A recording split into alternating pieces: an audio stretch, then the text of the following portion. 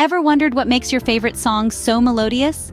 It's the magic of chords and inversions. Imagine chords as the building blocks of music, the foundation upon which melodies are built. A chord, in its most basic form, is a group of 3 notes played together. This 3-note structure is known as a triad. Now let's dive a little deeper. The first note of a chord, also known as the root, is the note that gives the chord its name.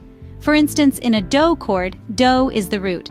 Similarly, we have re, mi, fa, so, and la chords, each named after their root note.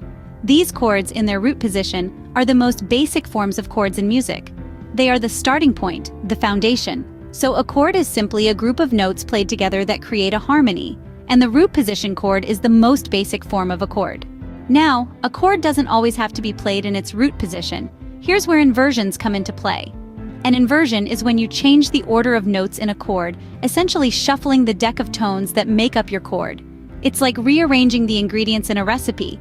The components are the same, but the final dish tastes slightly different. Let's take a look at the first inversion. In this case, the root note is no longer at the bottom.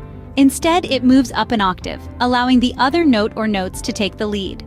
This subtle reshuffling can create a fresh sound, even if you're using the same old chords. For example, consider the DOH, re, mi, fa, so, and la chords. In their first inversions, the root note is moved up, bringing a unique flavor to each chord.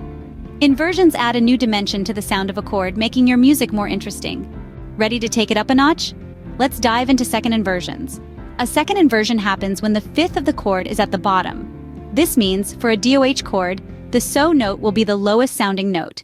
This pattern applies across all our chords. For the re chord, it's the la note. For the mi chord, it's the ti note. For the fa chord, it's the DOH note. For the so chord, it's the re note. And finally, for the la chord, it's the mi note. Now why bother with second inversions? Well, they can significantly change the texture of your music. They give a unique twist to the harmony, making your music sound more dynamic and interesting. So don't shy away from practicing these second inversions. They might seem a bit challenging at first, but the more you experiment with them, the more comfortable you'll become. Mastering these chord inversions can truly transform your music, giving it a richer, more diverse sound.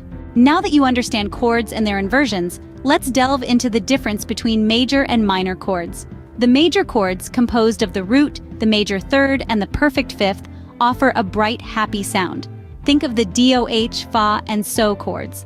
On the flip side, we have the minor chords, which consist of the root, minor third, and perfect fifth. They produce a more somber, melancholic tone. Picture the re, mi, and la chords. These differences in chord structure significantly influence the mood and feel of a piece. A song can be transformed from joyful to sorrowful just by switching major chords to minor. To wrap it up, major chords are generally upbeat and happy, while minor chords lean towards a more serious, introspective sound. Remember, the beauty of music lies in its diversity, so don't be afraid to experiment with different chords and inversions. Happy playing!